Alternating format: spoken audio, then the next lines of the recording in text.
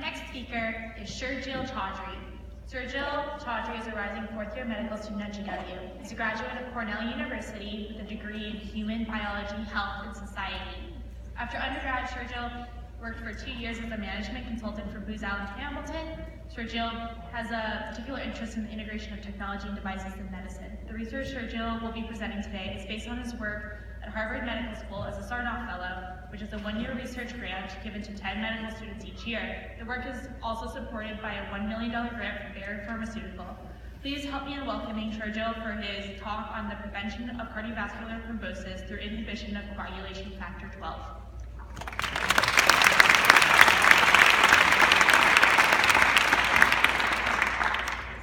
The crowd looks bigger from the podium, but good afternoon, everyone. I'm Shurjil. Thank you for giving me the opportunity to tell you a little bit about my work on factor 12 as a Sarnoff Fellow. I have recently started using Twitter, and a few nights ago I actually came across this gem.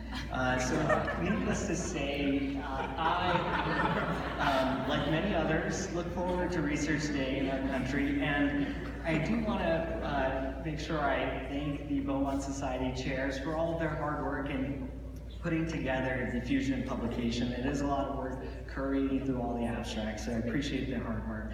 I do have a financial disclosure from Bayer Pharmaceutical for the development of a factor 12 inhibitor.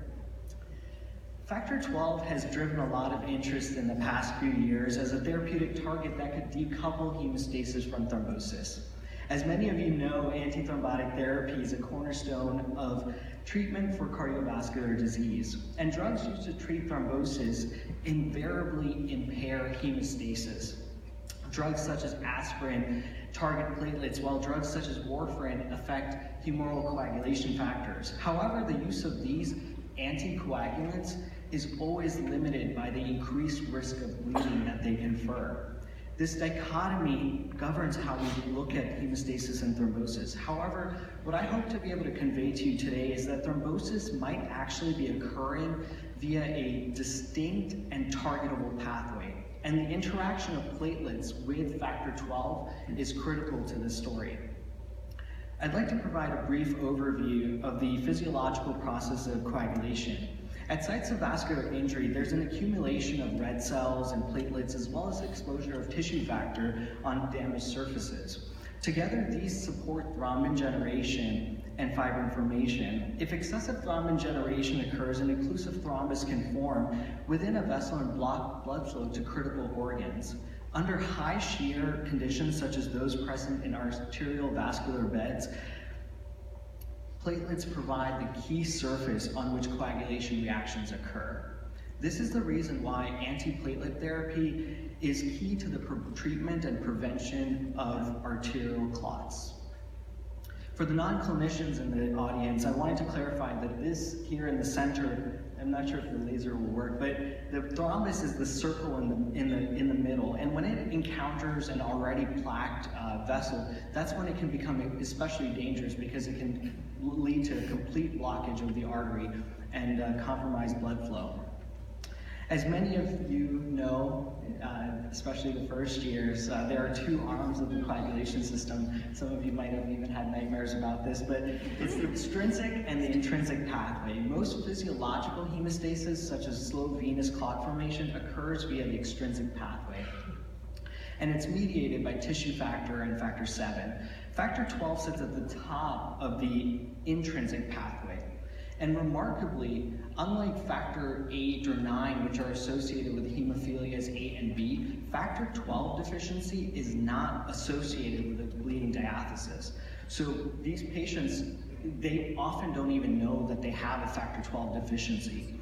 This poses the question, how do platelets contribute to thrombosis? And platelets come in two forms. The first is resting platelets, which are characterized by their discoid shape, and they don't really stick to things very well. But when platelets encounter an agonist in blood vessels at damaged sites, what you have is activated platelets, and they undergo shape change. And the activated platelets at sites of vascular injury, they start sticking to things very well. They secrete their granule contents, and they do a great job of supporting the coagulation reactions, leading to a massive increase in thrombin generation. And there are two pathways by which this happens. The first is that activated platelets provide this passive platform on which coagulation reactions occur. But there's also this new thought that platelets might actually be contributing to an active process. And this is what I'm going to focus on during my talk today. In the lab, what we showed was that thrombin generation occurs by platelet activation. And what we showed is that factor 12 activation, when it occurs using donor platelets, you activate these platelets using a potent platelet agonist such as SFLRN. And as expected, what happens is when platelets are not activated, there's no thrombin generation. But this, in the presence of SF, there's a robust thrombin generation that is actually eliminated by the addition of anti-factor 12 antibody. By contrast, when you block key pathways of the extrinsic pathways, such as tissue factor or factor VIIa in this assay, you don't actually see this effect. Given that platelets directly activate the coagulation cascade via factor 12, we wanted to identify which component of the platelet was responsible for the factor 12 activation capacity, with the goal of developing a pharmaceutical anticoagulant. In order to do this, we did a very simple experiment in which we assayed the ability of the platelet release rate versus the platelet insoluble fraction, and we actually showed that the factor 12 activating capacity of platelets was contained in the insoluble fraction. This suggests that a component of the platelet surface or membrane is responsible for factor 12 activation. In order to further explore this interaction, we performed flow cytometry experiments and showed that factor 12 binds to the platelet in a manner that requires the presence of zinc. We have tested the ability of other divalent cations and to support this factor 12 binding, and have shown that none of them do. And this has kind of led us to our current model, which is at sites of vascular injury, activated platelets adhere and secrete zinc. Subsequently, platelets act as a hub to co-localize negatively charged proteins such as phosphatidylserine on the platelet surface with factor 12 during clot formation. PS then activates factor 12 to factor 12A, which subsequently enters this powerful positive feedback loop with plasma kallikrein, leading to an amplification of factor 12A that eventually leads to thrombin generation, fibrin formation, and activation of inflammation that the contact pathway is well known for. In our hands, what we've done is we've used an anti-factor 12A antibody to block clot formation in a laser injury model of arterial thrombosis. In the panels on the left, red represents platelets, while green represents fibrin formation at the vessel surface. Rather than going through these figures on the right, they are pretty complicated, I'd actually like to take you into the lab and actually show you what this looks like in person. So first, what you see on the left side is an intravital microscope, which allows you to see blood flow through the arteries in a living, breathing mouse. And there you'll actually see a little bit of the mouse exposed cremaster arteriole, and then on the right is what you see on the computer. And here, this is the laser injury model. Basically what you'll see here is, at a point kind of in the middle of the picture, I used a laser injury to start thrombosis in this living, breathing mouse. And what you'll see is the accumulation of first platelets in red, and then of course as downstream secondary hemostasis begins, you'll see an accumulation of fibrin. So if we could go ahead and play the first video. So first, laser injury, the vessel constricts. It starts causing an accumulation of platelets that are fluorescently labeled. You see this huge thrombus forming.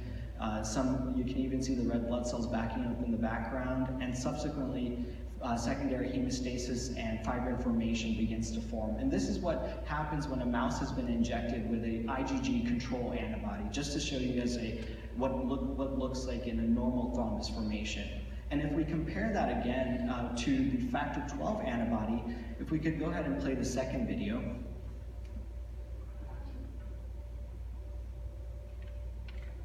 You'll see again, laser injury, platelets begin to accumulate for a second, but because we've stopped the interaction of platelets with factor 12 in the coagulation system, you actually see that the caliber of the vessel is largely maintained and blood flow is not impeded.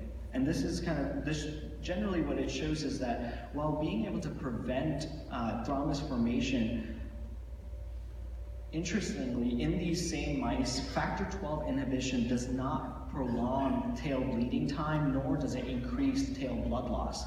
So you have anticoagulation, but not this increased risk of bleeding. Largely paradoxical discovery.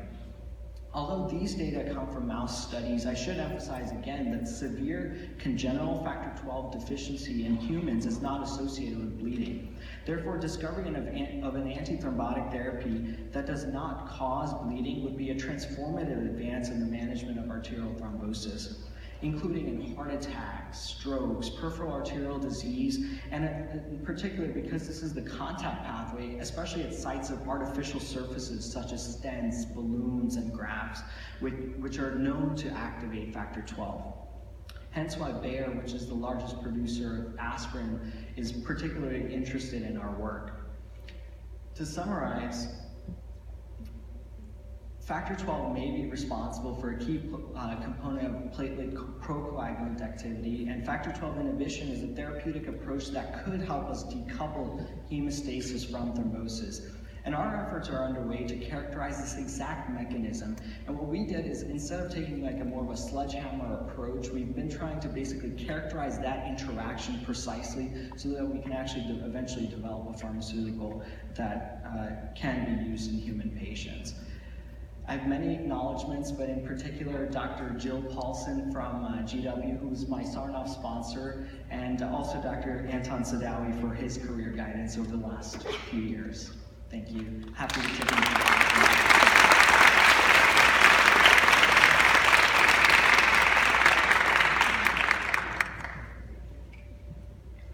It's very interesting work. I know you mentioned that in factor XII,